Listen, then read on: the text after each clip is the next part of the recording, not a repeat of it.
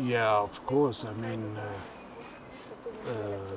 sometimes when I do some interviews at the radio stations, they play me the early stuff. And if I listened, let's say, to the first trio with Sven-Åke Johansson and Peter Kowald, I'm always surprised what we have done already in that times. And I think the sources of what I'm doing now are still the same. Of course, hopefully I've learned a little bit in all these years in between, and the range of music has hopefully widened a lot, but the person who's doing it is still the same, of course, yeah. And so there is no reason to be ashamed of what I've done in 50 years ago. So, no, that is quite a consequent development of what I want to do. Naja, I mean, you can't separate that from your personal life and what you're doing. Of course, in our young years, we all were communists, or at least some of us, and of course we had read our Marx and others, and of course we had to see that certain things didn't work the way it should have worked, because I think communism just neglected all the time the human factor in a way. But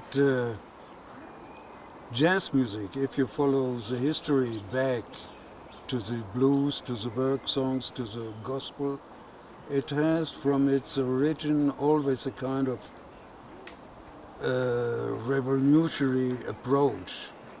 And I think I keep that going, because it's no reason to cool down, and no reason to play nice music for the people. I mean, if you look around the world, if you look what's happening, I'm in touch with my Turkish comrades quite a bit in these days.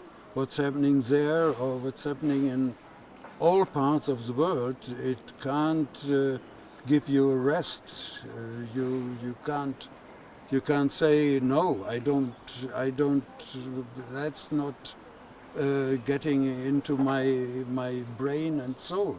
I mean, you have to live with that, and you have to face that. And of course, music is just not only, but a reaction of what is your philosophy of life. And if you see that, and if you look at that, you can't be a nice, calm person. I mean, there's still a lot of rage in me. And that, of course, you can hear in the music. On the other hand, the human person is, it has a wide range. I like getting older, maybe like playing more and more ballads, for example, and things like that, but it all fits together, and if you think about what is happening in the world nowadays, you can't lay down and lay back in your easy chair and say everything is fine. Nothing is fine. And how the whole world develops, it's not, doesn't make you an optimistic, you can't have a very optimistic vision. So you still try to change things, and of course we had to learn in the 60s, early 70s, that we won't change the world. What we had maybe in mind, young and foolish as we have been, but we can change people's mind, single people's mind. And that's my experience. Wherever I go, I can open minds, I can make people see things from another point of view, and that keeps me going in a way. Ah, that's a question not easy to answer, because I actually don't know.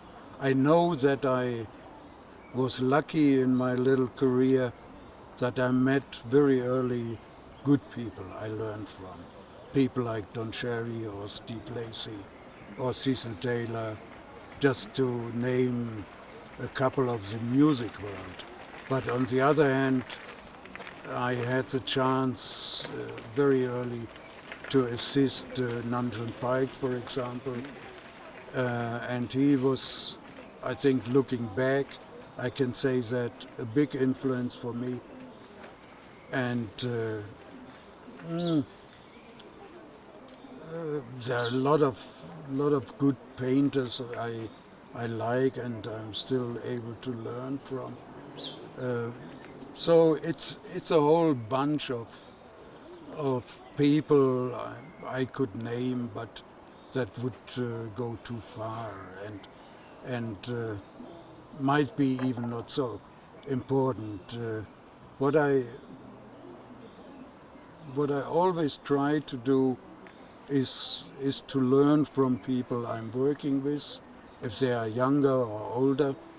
I had a chance to play with an old bebop player, bebop drummer Walter Perkins, and we just started to get very close together, and then he died of cancer. But I remember I saw him when I was about 16, 17. I saw him touring in Europe with Lou Donaldson and Horace Silver, and he was playing the same shit when we started to play together, but it was working. So, and I played with another older drummer from the Sun Ra band, still living in Chicago, Robert Barry. That from these people, from the older people, I must say I learned a lot. And it's always the other side of it. It's always for me fun and a fantastic experience to work with people from other sides of music. Like, I'm quite a good friend of Keiji Aino, for example, who comes from a complete different background. But if we are together, it works. And I always like people who bring me in some different direction, or make me discover new things for myself. And Keiji, for example, is such a man. Or I started to work a little bit with Jim O'Rourke since he's living in Japan.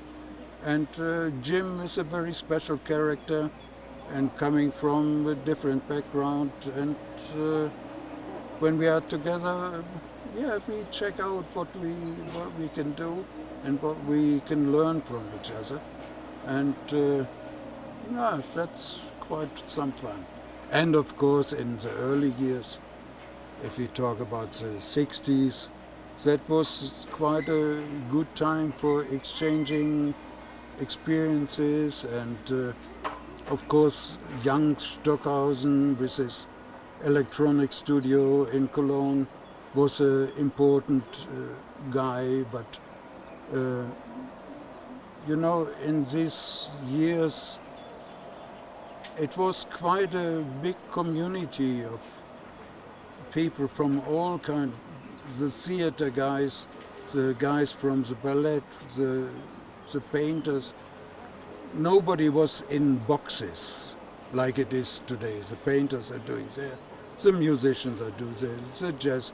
And in the early years, you really had a chance, maybe not to work together, but at least exchanging ideas talk to each other, hang out in the same places, get drunk together, and things like that, which is very important for the social basis of things.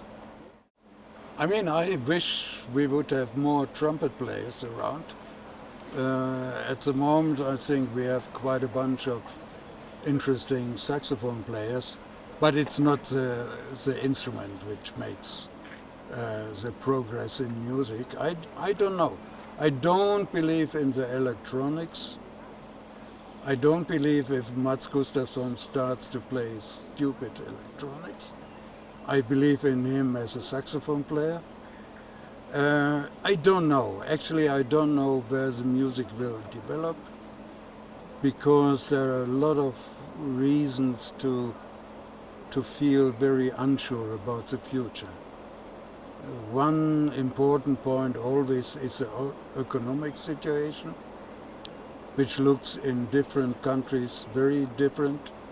Like, for example, Scandinavians still can count on support from the government, which we in Germany, for example, don't have, which you in Slovenia for sure doesn't have, and the guys in the States don't have at all. So, and another point is that all the younger musicians nowadays come out of the conservatories and the music schools. They can play up and down everything you want them to play, but the problem is most of them doesn't have to say anything. And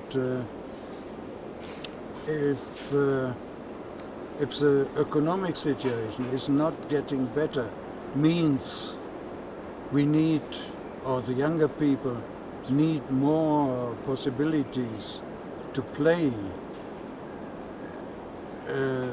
because as I said before, you learn the stuff you learn on the road, being on the road, playing in clubs, playing concerts everywhere, wherever you can.